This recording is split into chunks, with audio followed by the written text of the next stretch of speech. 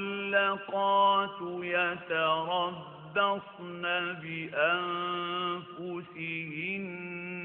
ثلاثة قروء ولا يحل لهن أن يكتمن ما خلق الله في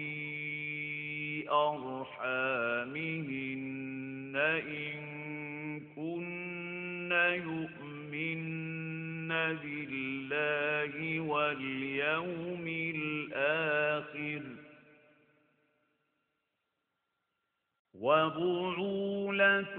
وبعولتهن أحق بردهن في ذلك إن أرادوا إصلاحا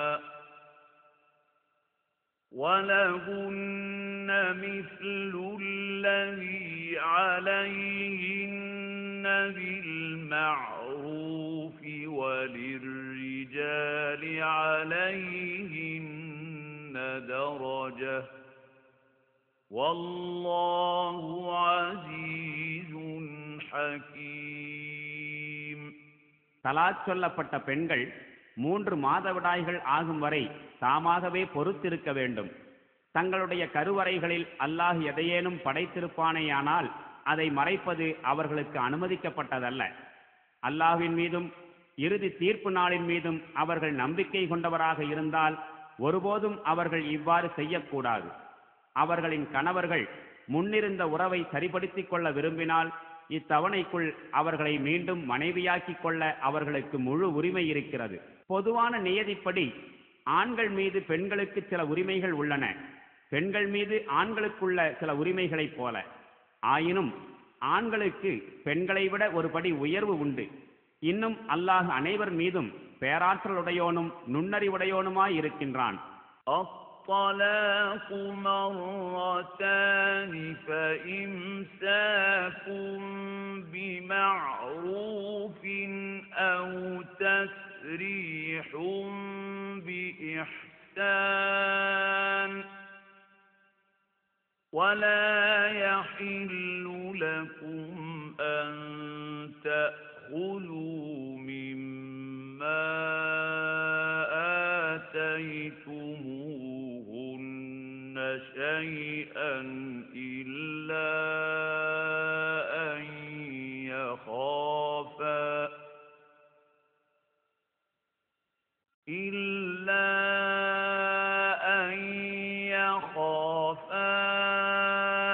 ألا يقيما حدود الله فإن خفتم ألا يقيما حدود الله فلا جناح عليهما فيما افتدت به تلك حدود الله فلا تعتدوها ومن يتعد حدود الله فأولئك هم الظالمون. தலாக் 2 தடவைகள்தான். பின்னர் நேரிய விதத்தில் அவர்களை மனைவியராகவே வைத்துக் கொள்ள வேண்டும் அல்லது அழகிய முறையில் அவர்களை விடுவித்து விட வேண்டும். அவ்வாறு விடுவித்த பிறகு அவர்களுக்கு நீங்கள் கொடுத்திருந்த பொருள்களிலிருந்து எதனையும் நீங்கள் திருப்பி வாங்குவது உங்களுக்கு அனுமதிக்கப்பட்டதல்ல.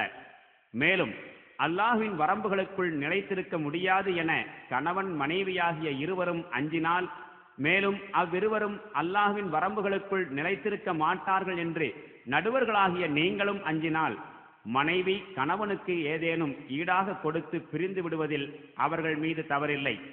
இவை அல்லாஹ் ஏற்படுத்தியுள்ள வரம்புகளாகும். எனவே நீங்கள் அவற்றை மீறிச் செல்லாதீர்கள்.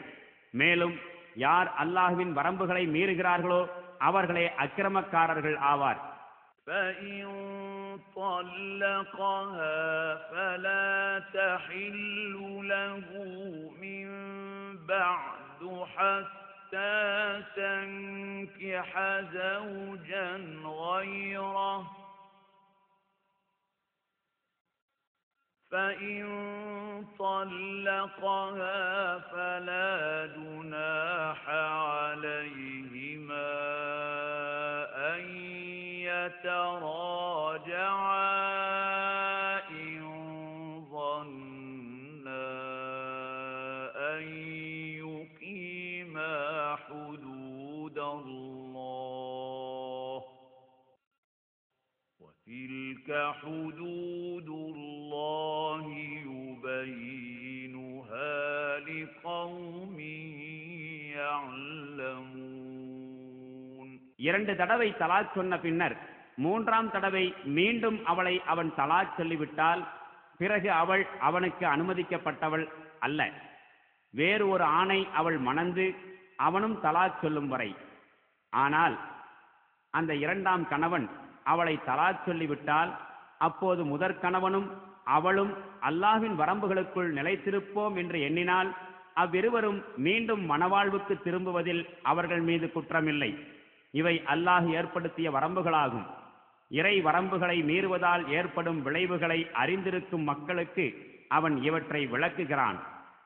وَإِذَا طَلَّقْتُمُ النِّسَاءَ فَبَلَغْنَ أَجَلَهُنَّ فَأَمْسِكُوهُنَّ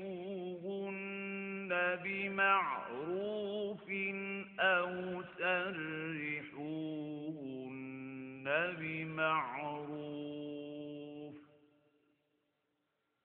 وَلَا تُمْسِكُوهُنَّ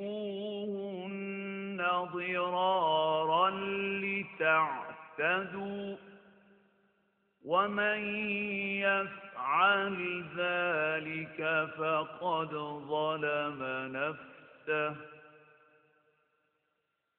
وَلَا تَتَّخِذُوا آيَاتِ اللَّهِ هُزُوًا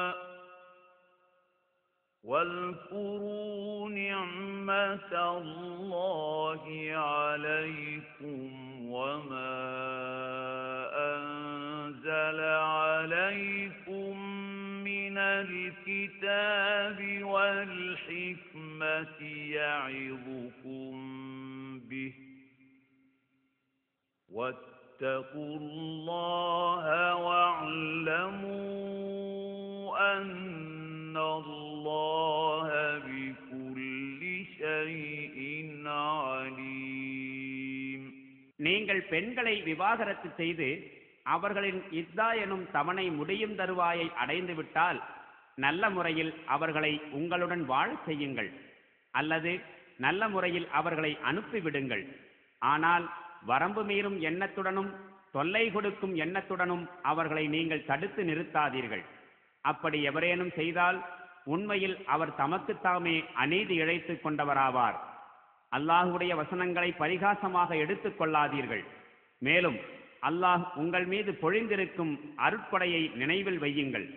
மேலும் அவன் உங்கள் மீது இறக்கியிருக்கும் வேதத்தையும் ஞானத்தையும் கண்ணியப்படுத்துங்கள் என உங்களுக்கு அவன் அறிவுரை கூறுகின்றான். அல்லாஹுக்கு அஞ்சி நடந்து கொள்ளுங்கள். மேலும் நிச்சயமாக அல்லாஹ் யாவற்றையும் நன்கு அறிபவன் என்பதையும் தெரிந்து கொள்ளுங்கள். وَإِذَا طَلَّقْتُمُ النِّسَاءَ فَبَلَغْنَ أَجَلَهُنَّ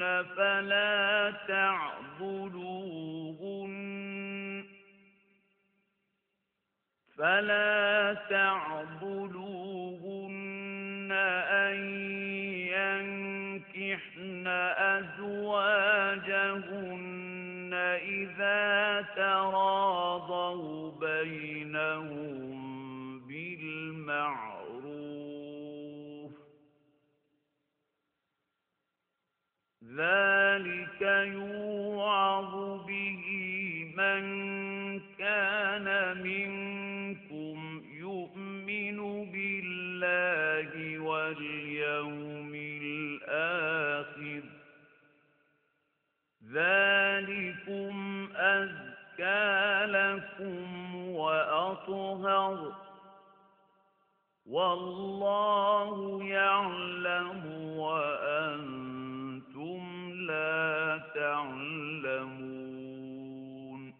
நீங்கள் பெண்களை விவாகரத்து செய்து அவர்கள் தங்களின் இத்தா எனும் தவணையை நிறைவு செய்தால் பிறகு அவர்கள் தங்களுக்குரிய துணைவர்களை நேர்மையான முறையிலும் பரஸ்பர பொருத்தத்தின் அடிப்படையிலும் திருமணம் செய்து கொள்ள விரும்பினால் அவர்களை நீங்கள் தடுக்காதீர்கள். இவ்வாறு ஒருபோதும் செயல்படக்கூடாது என்று உங்களில் அல்லாஹுவின் மீதும் இறுதி தீர்ப்பு நாளின் மீதும் நம்பிக்கை கொண்டோருக்கு அறிவுரை கூறப்படுகின்றது. இதுவே உங்களுக்கு மிக தூய்மையானதும் பண்புமிக்கதுமான வழிமுறையாகும். மேலும் அல்லாஹ் நன்கு அறிவான், நீங்கள் அறிய மாட்டீர்கள். وَالْوَالِدَاتُ يُرْضِعْنَ أَوْلَادَهُنَّ حَوْلَيْنِ كَامِلَيْنِ لِمَنْ أَرَادَ أَنْ يُتِمَّ الرَّضَاعَةَ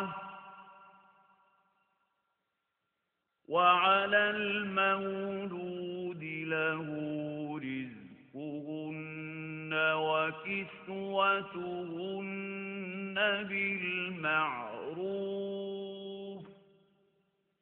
لَا تُكَلَّفُ نَفْسٌ إِلَّا وُسْعَهَا لَا تُضَارَّ وَالِدَةٌ بِوَلَدِهَا وَلَا مَوْلُودٌ لَهُ بِوَلَدِهِ وَعَلَى الْوَارِثِ مِثْلُ ذَلِكَ فَإِنْ أَرَادَا فِصَالًا عَنْ تَرَاضٍ مِنْهُمَا وَتَشَاوُرٍ فَلَا جُنَاحَ عَلَيْهِمَا. وَإِنْ أَرَدْتُمْ أَنْ تَسْتَرْضِعُوا أَوْلَادَكُمْ فَلَا جُنَاحَ عَلَيْكُمْ إِذَا سَلَّمْتُمْ مَا آتَيْتُمْ بِالْمَعْرُوفِ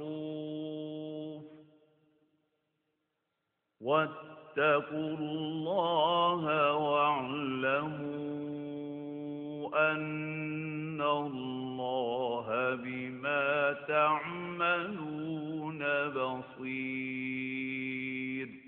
தம் குழந்தைகளுக்கு பால் குடியை நிறைவு செய்ய வேண்டும் என்று தந்தையர்களில் யாராவது விரும்பினால் தாய்மார்கள் தங்கள் குழந்தைகளுக்கு 2 ஆண்டு காலம் முழுமையாக பாலூட்ட வேண்டும். இந்நிலையில் அத்தாய்மார்களுக்கு நல்ல முறையில் உணவளிப்பதும் உடை கொடுப்பதும் குழந்தைகளின் தந்தையர்க்குரிய பொறுப்பாகும். ஆனால் எவர் மீதும் அவரது சக்திக்கேற்பவே தவிர பொறுப்பு சுமத்தப்பட மாட்டாது. தாயும் தனது குழந்தையின் காரணத்தால் சிரமத்திற்குள்ளாக்கப்பட மாட்டாள். தந்தையும் தனது குழந்தையினால் சிரமத்திற்குள்ளாக்கப்பட மாட்டான். பாலூட்டும் தாய்க்கு உணவும் உடையும் அளிப்பது தந்தை மீது எப்படி பொறுப்பாகுமோ அதுபோன்றே அவனுடைய வாரிசு மீதும் பொறுப்பாகும். ஆயினும் தாய் தந்தையராகிய அந்த இருவரும் ஒருவருக்கொருவர் பரஸ்பர மனநிறைவு மற்றும் ஆலோசனையின் அடிப்படையில் பால்குடி பழக்கத்தை நிறுத்திவிட கருதினால் அவ்வாறு செய்வதில் அவ்விருவர் மீதும் குற்றமெதுவும் இல்லை. மேலும் நீங்கள் உங்களுடைய குழந்தைகளுக்கு செவிலித்தாய்கள் மூலம் பாலூட்ட விரும்பினால் இதிலும் உங்கள் மீது எவ்வித குற்றமும் இல்லை. ஆனால் ஒரு நிபந்தனை, அவர்களுக்கு பிரதிபலனாக கொடுக்க வேண்டியதை நீங்கள் முறைப்படி கொடுத்துவிட வேண்டும். அல்லாஹுக்கு அஞ்சி நடந்து கொள்ளுங்கள். மேலும் நீங்கள் செய்வது அனைத்தையும் அல்லாஹு பார்ப்பவனாக இருக்கின்றான் என்பதை நன்கு அறிந்து கொள்ளுங்கள்.